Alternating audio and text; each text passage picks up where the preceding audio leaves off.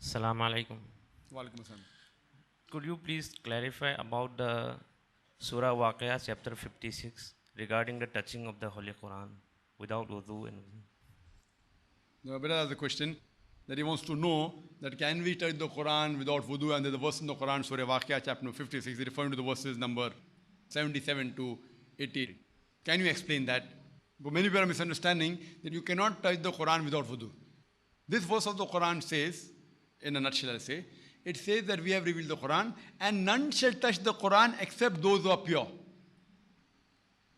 Now the word used is mutaharin, those who are pure. Many people think that if you are in wudu, you become a mutaharin. Now this purity what the Quran refers, if you know the background and the nuzul al-Quran, when was this verse revealed, we come to know. If you read the tafsir, various tafasirs of Ibn Qasim and other tafasir, we come to know that there was an allegation that these verses which the Prophet was receiving, that were being revealed to him, Nauz Billah, it was a revelation from the devil.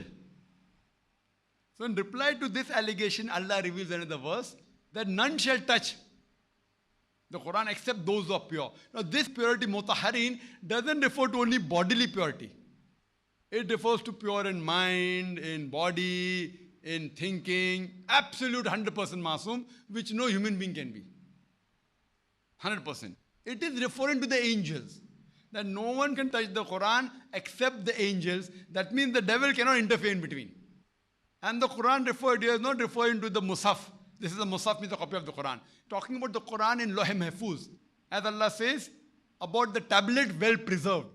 So that Quran, which is in the heaven, tablet well preserved, no one can come close to it, no one can touch except the angels. Mutaharin mentioned doesn't refer to only bodily purity. Tahara means only wudu, it doesn't refer to that. It refers to absolute purity. And it doesn't refer to this Quran, refers to the tablet well preserved in the heaven. If it refers to this Quran, and it referred to normal wudu, any non-Muslim can go in the market and purchase the Quran for 150 rupees easily and can touch it. That means the Quran will be proved wrong. No one can touch it, I can touch, he'll touch it. So it is nowhere referring to wudu and touching this Quran, referring to the absolute purity and about Loh Mahfuz. But generally, if someone is in wudu and touches the Quran, it is preferable, it is mustahab. It's not a fard. Those scholars differ. There's no verse in the Quran or Hadith which says that wudu is compulsory for touching the Quran. Wudu is compulsory for offering salah.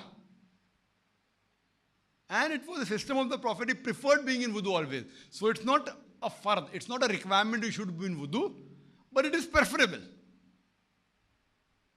There's no verse in the Quran, the Hadith which says it is fard. Hope that answers the question.